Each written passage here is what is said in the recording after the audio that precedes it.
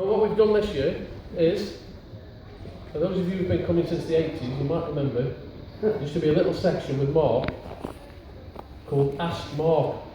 So we've revived Ask Mark. One day only. Now, you must be mistaken, because I wasn't around in the 80s. I wasn't even born then. That's before he was famous. That was before his 64 World Tour. Yes. Yeah. So, what we're going to do is going to invite questions from the audience, and you can ask Mark anything about the book, the Beatles, anything you want to ask. I think we'll start it off. I think the most obvious question: how's book 2 coming along? Thank you very much. Nice to see so many people here. Book 2, I don't know if everyone here knows, but I'm writing a trilogy. The first one was called Tune In. Do people here have that book? Yeah. Tune In. Hey, that's not bad. Okay, so you know then that it's the first part of 3, and the second 2 parts are in the works now, obviously. It's all I do. My job is to write these books. I don't have another job. And I work very long hours at it, but as you'll know from volume 1, books like that can't be written quickly. They're full of research, and the writing is very intricate, and therefore it needs time. So I'm afraid it's going to still take time. I think when I was here a year ago and Dave asked me the same question, I said then that I was hoping that the book 2 would be out in 2020, and that is still an ambition, and I'm shooting for it. Whether I'll get there or not, we shall see in the coming years. Maybe by about 2017 I'll have a better sense of whether that's achievable or not. And people go, oh Mark, I might not be around when volume 3 is coming.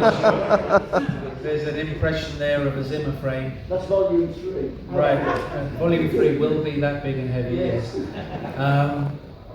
But they can't be done quickly, and the whole purpose is to write these books properly while there's still an opportunity to do it.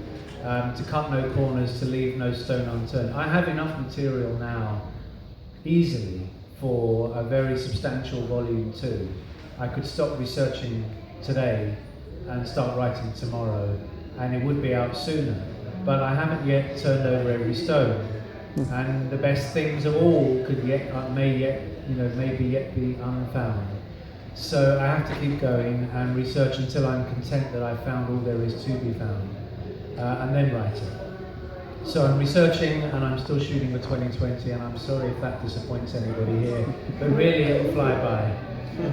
Maybe if you reread volume 1 slowly, and in particular the extended edition, maybe some of you here know that there is an edition that is twice the size of the mass market one, which I imagine is the one most of you have. That's a read and a half.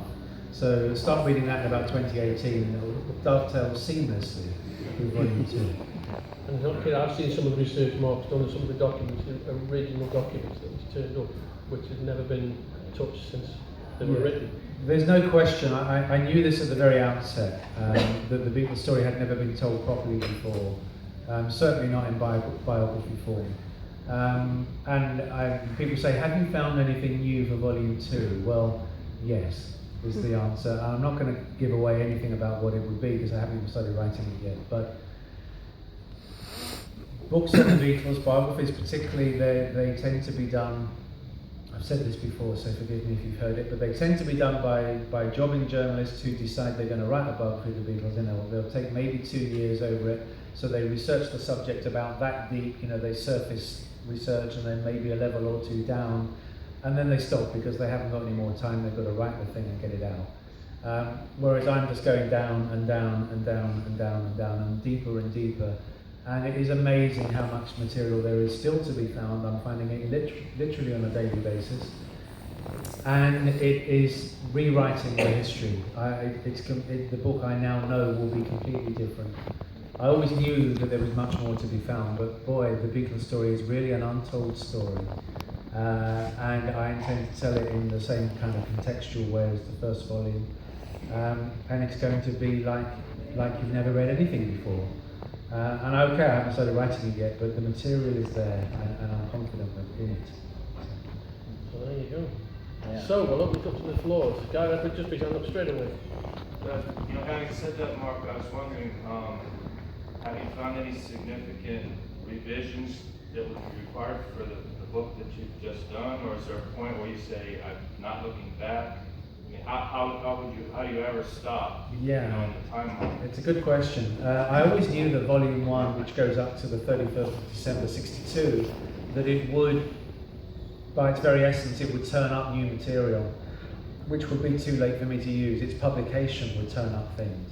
And that has proven to be the case. Various people whose names I never knew have been in touch to offer me great things that I would love to have used, but it's, you know, one has to come before the other, and the book had to come first for me to get these things. So I'm not upset about that. I accept that it's part of history. Is an organic being, if you like, and just because I wrote that book doesn't mean nothing more can ever be said about that period.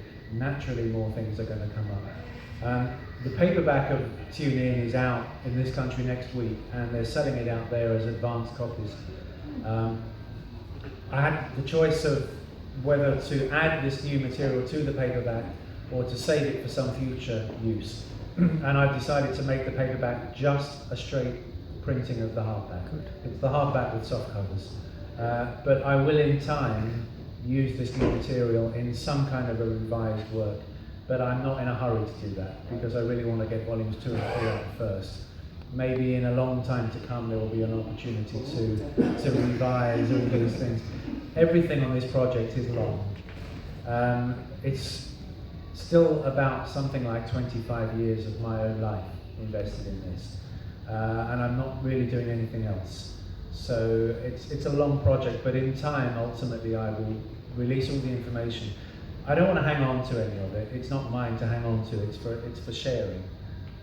But I don't want to confuse the market with doing revised versions of the first one before I've even done the second one. So, but yes, a lot has come up. Yeah, thank you. I got a chap in there. Sure. Yes, Mark, a couple of years ago here, you promised that there'd be a surprise on every page. I've got the 2-volume version, and your promise was certainly borne out. So many surprises. I've got my own favourites, but I wonder what were your favourites out of the surprises my that you got goodness. in Volume 1? There are so many. Actually, when you get interviewed, as I have a lot at, for broadcasts and also at literary festivals, it's a lazy question that you get asked is what surprised you about your book? And so, for goodness sake, you know, it took me 10 years, and for me, there was a surprise constantly on every page. And it's very hard to cherry pick. There are quite a few things that I'm surprised no one's really picked up on. One was my discovery that as well as the Beatles as well as Brian Epstein managing the Beatles as a group, Brian managed John and Paul as songwriters, and there were 2 contracts running there simultaneously. He was managing Lennon and McCartney, and he was managing the Beatles. And that was a revelatory discovery for me, and I thought it would make an impact, but no one's mentioned it. But in a book where there's a lot of, you know, surprises, you can't expect them all to be picked up. Can I ask you for 1 or 2 of yours, or maybe around the room, and I can elaborate if well, mainly in appropriate. 1962, the reason they got signed, Why Won't We Do was put out as a single. Yes. And how it achieved the success, maybe those 3 things. Yes. So many revelations that we dug up. An extraordinary story. How lucky we are to have the Beatles as recording artists. You know, how lucky they were to make a record and never knew either. And maybe someone's going to ask this, I don't yet know if Paul and Ringo have read this book, but if they do, they will learn something there, as well as much else. A quick follow-up, but I still wasn't clear even after reading the book as to why George Martin why his interest suddenly shot up. Yes. And he had that meeting where they discussed the Please Please. An extraordinary meeting, November the 16th, 1962, which none of them ever really talked about, and yet it's quite clear what emerged from that meeting and the things they must have been discussing. Like, for example, in that meeting, they'd had 1 record out, which at that point had it got to 17? I don't think it had got to 17 yet, but it had been in the charts for a while. Been in the charts for a month by then. George said, "I want to make an LP with you boys," and planned a trip to the Cavern. Immediately in that meeting, he was going to make it. The Beatles' first album was going to be recorded live in the Cavern. And he came to Liverpool in December '62 to check it out as a recording venue and decided that it wasn't really suitable. But it came up in that meeting now, why did he do that, which is your question. What flipped George Martin from being someone who had his arm twisted to sign them to believing in them so thoroughly as that by November? And I think it's two things. I think it's one, he liked them very much as people. He was inspired by them as people. A key quote of George is that he said, I wanted them to like me. I wanted to be liked by them. He fell under their spell as quickly as Brian Epstein had done, and as audiences were whenever they saw them in the Cameron and in lots of other places around England. So there was a personal attraction there. And also I think there was the fact that Love Me Do, which was a song he had no belief in whatsoever, and had done nothing to promote, and in fact, if anything, he kind of put the brakes on it, had been a hit despite him. It had got into the top 20. It's a myth and a fallacy that Love Me Do only got to number 17. It drives me mad, you read it in all the books. It only got to number 17. That was a huge success. That number 17 chart position was a huge success, as was the fact that that record was on the charts for 4 months. It was still on the charts when Please Please Me came out, and then they had 2 records on the charts. The whole of the music business in Britain noticed that. And so for sure George Martin noticed it. And he thought, if I can make a record with these guys that I do like, then the sky is the limit. And that's exactly what happened. But the speed of that turnaround is extraordinary, I do agree. Yeah, I was wondering, fantastic work. I was wondering if volumes 2 and 3 will look at all the people who get left behind, like Lewisohn, Alan Williams, and so on, and what it was like to having once been sort of linked as Yes. phenomenon, and how it affected their life negatively. Should I repeat that question, or did everybody hear it? Will Volume 2 and probably also Volume 3 of the trilogy look at the people who got left behind, those who had an association with the Beatles but didn't make it, the likes of Alan Williams, Bob Wooler, Rory Storm, Pete Best even? And the answer is definitely yes. Yeah, all the characters who come through Volume 1 will be threaded through Volumes 2 and 3 as well.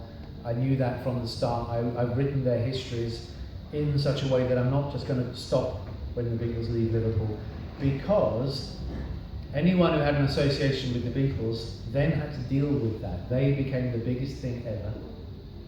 And if you had an association with the Beatles, it affected you and your life and the way people reacted to you. And there may have been an illusion of prosperity that might have come with it, but ultimately, unless you had the talent to back it up, it wasn't going to last. And yes, I will be looking at Rory Storm through books 2 and 3, and Pete Best, very seriously Pete Best. I will follow his entire career until in '66 he gives it up, and then I should look at what he did after that. Alan Williams and Bob Wooler, absolutely, because they rode something. Bob in particular rode something for a while. He had his own show on Radio Luxembourg on a Sunday night through 1964. He was quite well known, he went on television, but by 1967 he's a bingo caller. And that's a story that needs telling, because it's a human story, and I do want to make these books very much human histories and not the histories of stars. It's about people and their lives and how they lived and how they dealt with things. So yeah, Mona Best, Pete Best, not Stuart, but obviously, but the Sutcliffe family, I will be looking at them.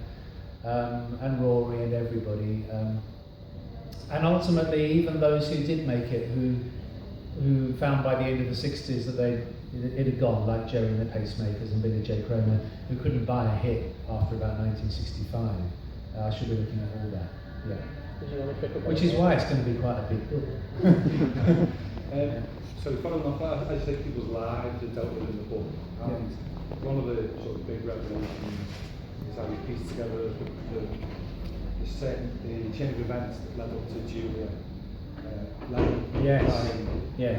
Twitchy getting done for drunk driving, etc. Yes, another big discovery. And also you can sort of put a line into why Pete Best was sacked. But I'm just wondering, obviously this is now out there. How has it affected Julia as sister, Pete Best, you know, now you put it out there. Yeah, the question was a couple of the things in the book. One, I discovered, those of you who read the book will know it, so forgive me for repeating it, but an extraordinary chain of events whereby John Lennon's mother, Julia, was run down and killed by a car on Menlove Avenue, just kind of opposite John's house. In July 1958, 3 weeks after her common law husband, John Dykins, who John Lennon called Twitchy, was done for drink driving on the same stretch of road, albeit on the other carriageway, 3 weeks earlier, and that the chain of events that began with that drink driving incident led to Julia being run down and killed. When I wrote the book, I was very sensitive to the fact that Julia, although she had 4 children, 3 of them are still alive. Only John has left us. The other 3 are still with us, and I'm writing about their mother. And in the case of 2 of them, Julia and her sister Jackie, and many of you will know Julia because she's often here, I'm writing about her mother and her father, and the fact that her father's drink driving incident led, indirectly perhaps, but all the same, that there's a chain of events that leads to her mother being killed. And I knew she didn't know it.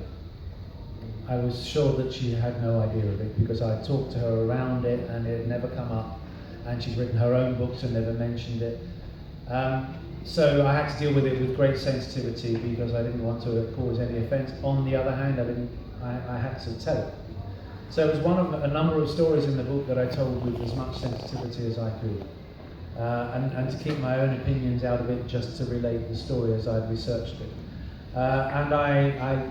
She won't talk to me anymore. And I heard that a year ago at this very event, she went on stage and was bad-mouthing me. And okay, I would like the opportunity to redress that, but I haven't had the opportunity, and I may not succeed anyway because she's upset. So, but she can be certain that I didn't in any way capitalise on it or glory in it or do anything other than tell it straight. But it must be a hard thing for her to accept. As for Pete Best, you say I've drawn a line under why he was sacked. I believe I have. Well, yeah, there's I believe, Spencer Lee republished his book called Drummed Out about why was Pete Best sacked, and I said to Spencer, why are you bothering? Because we know now. When you wrote it, we didn't know, but now we do. But with his republication, and I think David Bedford's working on something about why was Pete sacked, it seemingly won't go away, but as far as I'm concerned, it's been nailed, and it isn't me that's nailing it, it's all the other people who contributed. It's the other voices that nail it, not my own, because I wasn't there. I don't naturally have a daily dialogue with Pete Best anyway. I don't even know if he's read it. His half-brother Rogue Best told me that I read your book and I agree with some of it and not all of it, but he didn't elaborate. But whether he agrees with it or not, like I said, I'm not. I feel like I'm just merely the intermediate here. I'm the historian. All these people who were present at things have told it, and I put it down in a way that is clear and makes sense. But it's not me that's saying Pete was sacked because, but it's very clear why he was now, and I don't think there needs to be a mystery about it anymore. In the red shirt, Have you got a title for volume 2 and 3? Have I got a title for volumes 2 and 3? Lots of people think I have, and write to me saying, when is, because they all think they know what the title is going to be. Actually, no, I don't have the title yet. At least not one that I'm completely wedded to, so it's anything's up for grabs. But there are 1 or 2 ideas for sure floating around in my head. Thank you. good question. Chap there, in the blue shirt. Just to elaborate on that, Mark, we started out with tune in. Yes. Is the second one going to be turn on? Right. The final one drop out? Well, some people say so. Can I also just follow that up with 2 supplementaries? Yes. Can you tell us where, in chronological terms, the second volume will end? Yeah. And also, as we're all saddened to hear, the recent death of Cilla Black, did you have the opportunity to speak with Cilla before her death about the events which you're going to be writing in the Yes. next volume? Do I need to repeat that for anybody who didn't hear it? Shall I? Yes. Okay. Part one of the question was, what was it? Well, yeah. When is volume 2 going to end in its content? Yeah. That's right. The answer I gave a year ago is still the same one, in that I want the content of the research to guide me on that one. And I'm a firm believer, and it's the same way the Beatles worked, is if you go in with a preconceived idea, you will be limiting yourself in some way. So I would much rather keep a completely open mind like they used to do, and let the research tell me. However, it's going to be in the 66, 67 vicinity. It will be a dividing point at some point, and a number of them suggest themselves in that. It could be after Candlestick Park, it could be when they start recording Pepper, it could be the end of the year, it could even be Pepper's release or Brian's death. I'll find out when I get there, but it will be in that ballpark. And the second part of the question was about Cilla Black, and I didn't interview Cilla for this project. She didn't even reply to my letter, unfortunately. However, I have interviewed her before, and I have a 2-hour interview with her from about 30 years ago. Actually, I was around in the 80s, despite what I said. So that will do fine. And as you know from having read the first book, I'm not one of those writers who feels that I can only use what people have said to me personally. The book will be quite empty if I did that, because so many of the players have gone. I'm using anything that anybody has said in any medium to anyone at any time. And I will say, as you see in the back of the book, a full attribution for every quote. So you can always see where things come from, and total transparency that I'm not making anything up. You won't, and I'm not trying to sound like I'm blowing my own trumpet, but I always would read a biography, you read a quote, and you think, oh, I didn't know that, where's that come from? And the writer doesn't tell you, and then you think, did he or she make it up? And believe it or not, sometimes it happens. So I want complete transparency. So you'll see from that though I got 2 or 3 hours, I got 2 hours with Cilla, all the other interviews she ever did, I'll use those too. And that applies to everybody. And I'll just say where it comes from. So I've got Cilla covered. Chap down the white shirt. This is a pretty wide question, but I've never said this for years. When you're up here next year, bring a screwdriver with you, pop on down to the cabin, take the head cart off down where I go to the 92 performances there, and put the real performance in. Right. Yes. It hurts me, and I do my own research through it all, which I've done for kind of years after this success before. Right, yes. 292 is a figure that just got, well, Bob Wooler, who I have such respect for the man, and who used to be here every year until his demise. He came up with the figure 292, and I was not one who wanted to argue with Bob, but I looked at it in a factual way and came up with this different figure, and I think he accepted it in fairly good grace, but although maybe he knew about 18 engagements and I didn't. It's always possible. You have to always keep an open mind to the possibility of being wrong, and I'm giving it my best shot, but I could be wrong on things. I often think that if you could really see events of 1961 and 2 happening in real life, and have my book open at that page adjacent to it, it would be almost right, but somehow not quite, because you can't quite capture it. I've done my best, but I wasn't here, and things, subtle differences. I can imagine a kind of Ray Bradbury science fiction film where the two things are just kind of slightly out of sync. Even though it's about the best representation you could get, it isn't ever quite right. And I'm conscious of that all the time when I'm writing. Next question. Take it from this side. I'll jump over there.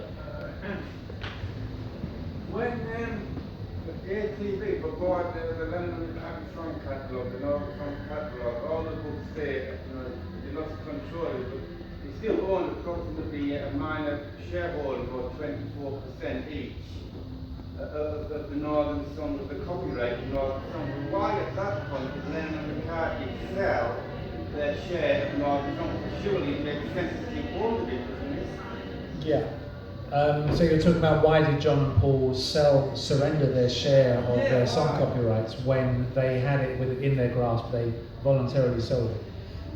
The Northern Song situation actually begins in Volume 1, as you may have seen. The company name hadn't been formed by the end of '62, but Dick James had come up with this extraordinary idea, and with extraordinary speed, to give John and Paul co-ownership of their songs and share in the profits of the company. And they were very excited about that possibility. And in Volume 2, I will pick up that thread and look at it all the way through, because in 1963, when the company is formed, they have a 50% ownership of the company, where John and Paul have 20 each and Brian has 10, and Dick James has the other 50. In 1965, however, they floated the company on the stock exchange. They made it a public company. Anyone, anywhere in the world could buy shares.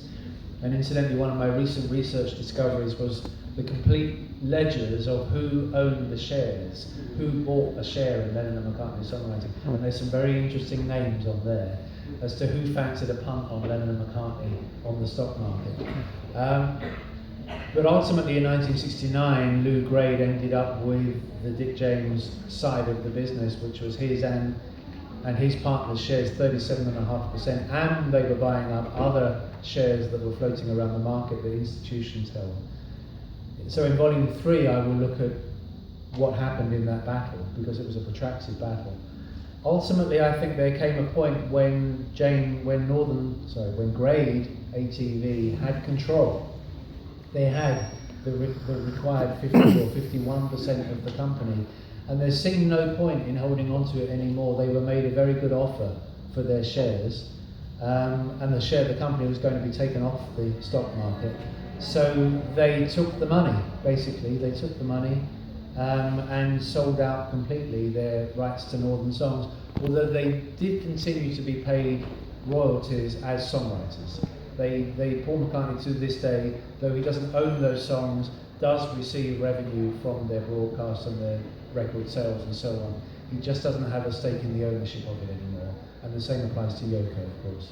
Is it fair to say at that point as well, things like music contracts weren't as they are today, where people know that they will earn money?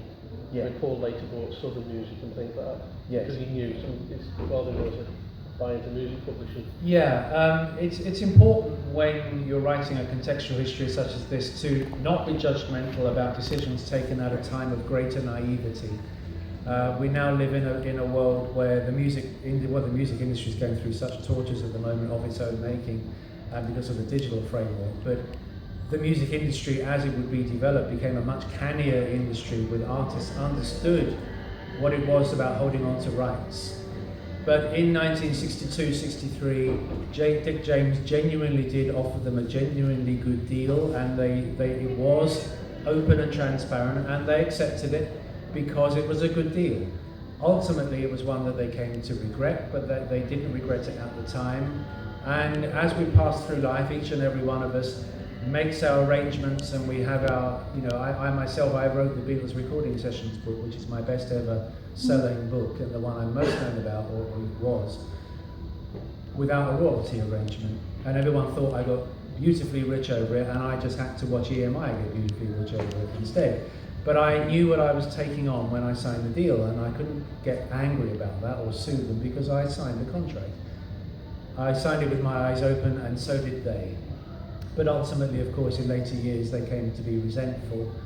And one of the reasons why Dick James sold his shares to Lou Grade was because John and Paul had become really horrible to him.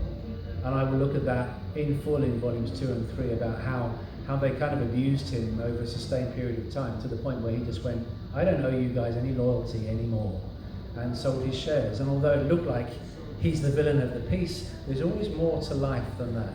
You must look at things at their fullest, broadest perspective 100%, and that's my aim. I'm not looking to cast villains or to praise people. I just want to research it as thoroughly as I can and tell it as honestly and straight as I can. Yeah. Young lady there.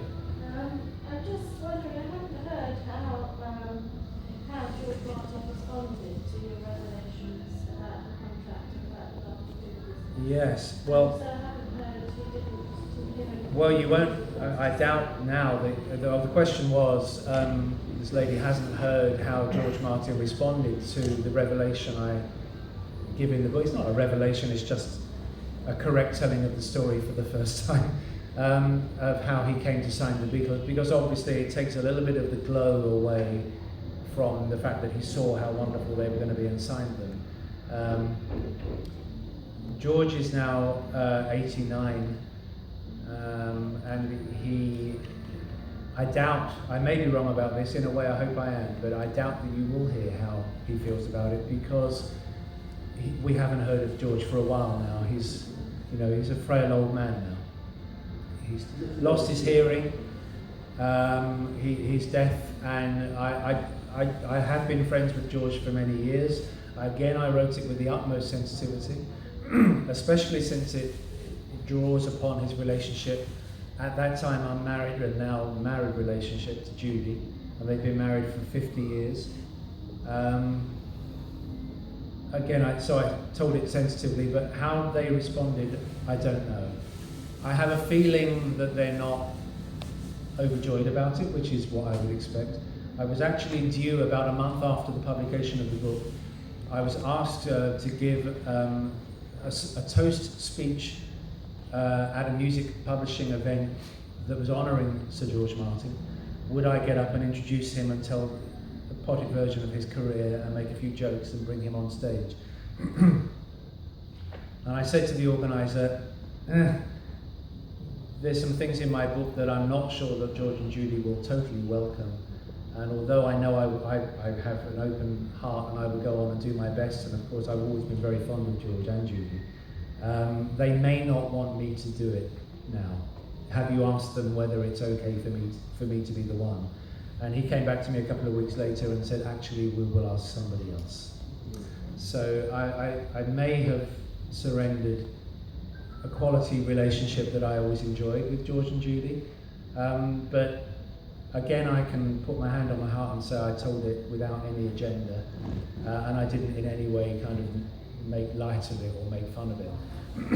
It's actually, I prefer to flip it on its head and say that if George Martin signed the Beatles in any way because he was having an affair with Judy, which is actually part of what was going on, then great, because the Beatles were signed out of love, because they had been in love for 57 years now. And I think in a way that's rather beautiful, but it is contrary to the way they always told the story, so they may not like it. Okay. One of the best bits in tuning for me is the stuff you got from Neil Aspinall. Yes. What a shame he went before, for a lot of time. But did he agree to speak to you because he stepped down from Apple, or did you just turn him down? He's never spoke, obviously, all Yeah. those years, his stuff's so great, I just wish there was more. So it's around one, but did you get enough out of him for future books? The question is about Neil Aspinall. Many of you